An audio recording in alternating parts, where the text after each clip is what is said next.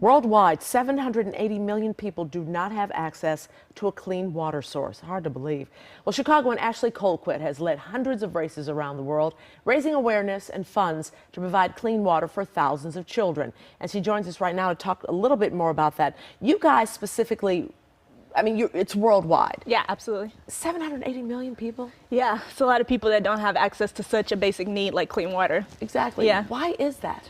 So a lot of it is just community development. A lot of these communities around the world haven't been developed enough to have water systems. Yeah. Well, World Vision is providing water, which is great, but are you setting up systems or just providing bottles of water, or what exactly do you guys do? So we set up systems. The cool thing about World Vision is that it's an indigenous-led program. So at World Vision Kenya, everyone who sets up the water systems there, they're Kenyan. In World Vision Uganda, the same thing. And so we really work with the community to understand what they need. So for some communities, they may be too dry to have a well for water. In some communities, they need rain catchment systems. And so we do the actual work. It's just different in every community. So everyone is unique. Yes. Every community, and you go in there and assess what type of thing. Absolutely. I know you were in were you in Kenya? You personally, did you go in? Yeah, I've been to Kenya and Uganda, and I'm going to Malawi actually in 2 weeks.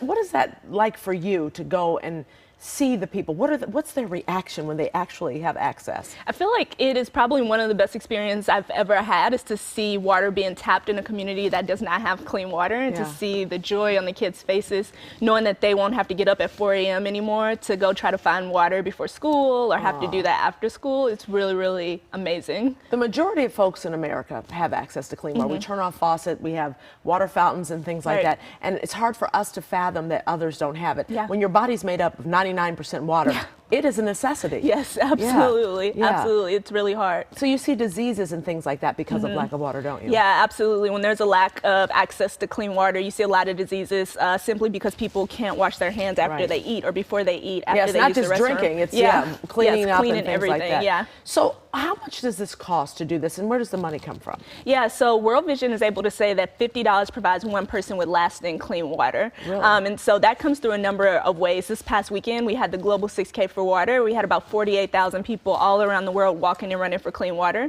When you participate in that event, your registration fee is $50, and you provide one person with clean water, and you walk or run a symbolic 6K so they don't have to anymore. Oh, wow. Yeah. Now, we talk about the underdeveloped countries and things like that, but here in America, we do have some issues. We talked about Flint for years, and they still don't have what they need. Absolutely. And World Vision has been on the forefront of helping in Flint. We've donated a little over 20,000 bottles of water. It's really a city issue, and so the city has to step in and do something about that. But it is very hard to believe, especially going to the developing world and seeing that, knowing that that is something that's happening here as well. Yeah, you can only do so much here in America because of our government and things like that. Who should be stepping up to help out folks in America?